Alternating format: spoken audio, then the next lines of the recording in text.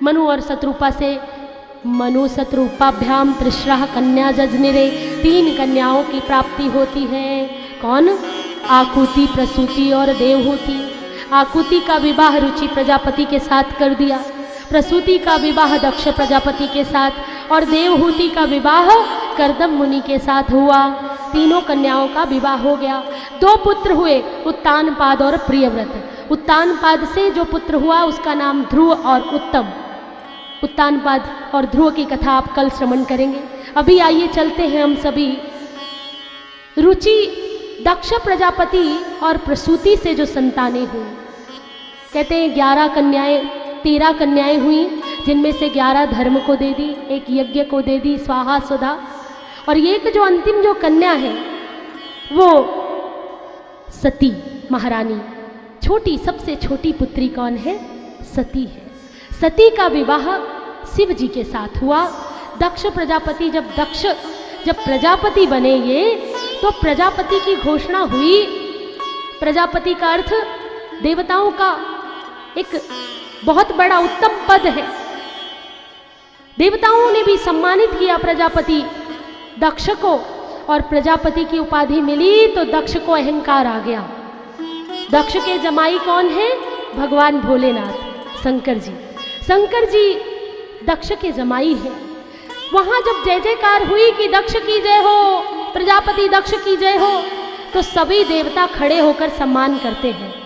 ब्रह्मा बाबा और भोलेनाथ ये दोनों अपने स्थान में बैठे रहते हैं। ब्रह्मा बाबा तो खैर चलो पितामह हैं, बाबा हैं सबके, वो बैठे हैं तो चलेगा, परंतु ये तो मेरा जमाई है। दक्ष ने ऐसा सोचा।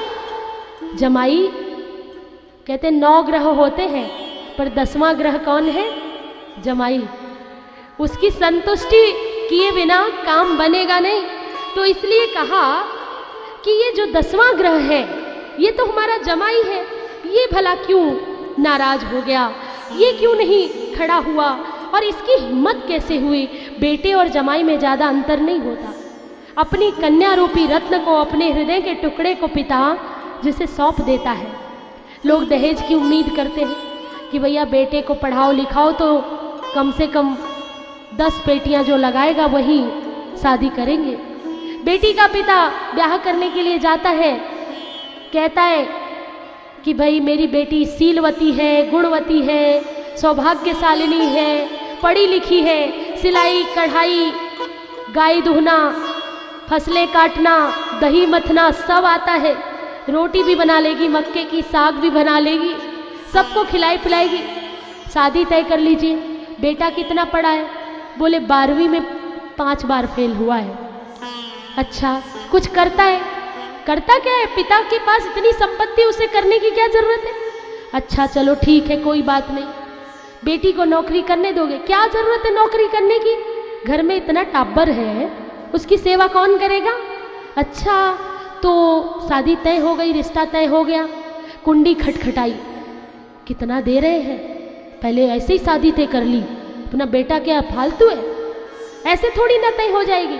कितनी पेटियां लगा रहा है, कितने लाख दे रहा है, कितने करोड़ की शादी होगी, कितना गहना देगा, कितने वस्तुएं, कितना सामान, तब जाकर कहीं शादी तय होगी। तो बेटे को जन्म से लेकर पढ़ाई लिखाई तक जितने 1-1 रुपए लगाए, सूद ब्याज सहित बेटी के पिता से लेना है। आज भी कहते हैं कि बेटी के पिता की पगड़ी और बेटे के पिता के पांव। परंतु अब धीरे धीरे कहावतें बदल रही हैं, क्योंकि बेटियां हैं ही नहीं समाज में, बेटों की अधिकता है।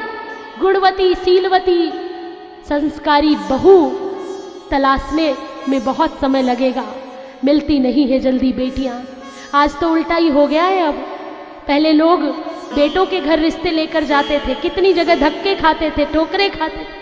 अब जिसके घर में गुणवती बेटी है उसके रिश्ते पहले ही आने लगते हैं, भैया मेरा बेटा है देख लेना।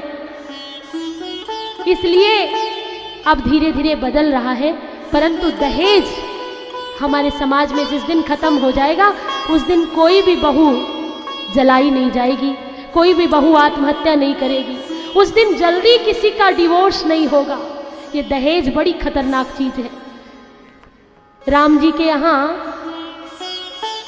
अयोध्यापुरी में कौशल नरेश दशरथ जी के जब कैकेयी का विवाह हुआ तो साथ में दहेज में मंथरा आई, और मंथरा के कारण ही भगवान को 14 वर्ष का वनवास और मृत्यु तक प्राप्त हो गई दशरथ जी को। इधर देख लीजिए हस्तिनापुर में दहेज में शकुनी मामा आए थे, इतना बड़ा युद्ध करवा दिया।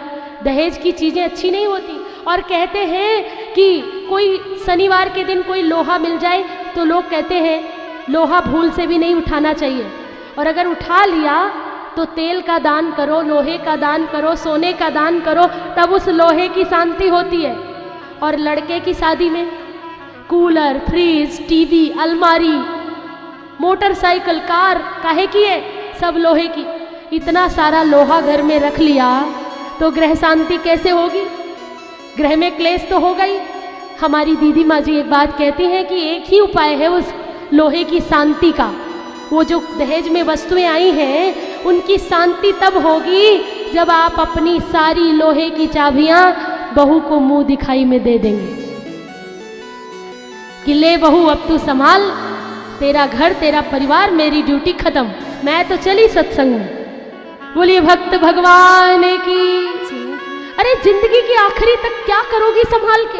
बहुत संभाल लिया, अब संभालने दो बेटे बहुओं, उनको भी अपनी जिंदगी जीने दो, तो कभी किसी सासू माँ से किसी बहू की शिकायत रहेगी नहीं। बोलिए भक्त वत्सल भगवान की। और पुत्र वधू को कैसे रखना चाहिए?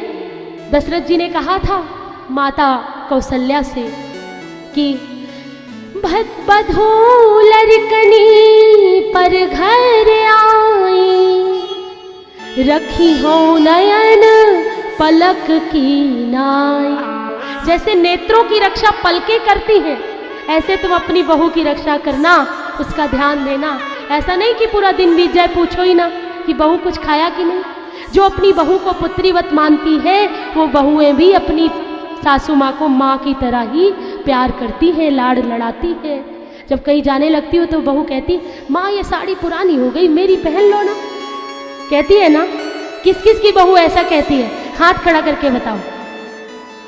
अरे बाप रे, बहुत कम हाथ उठे, सावधान हो जाओ बहू।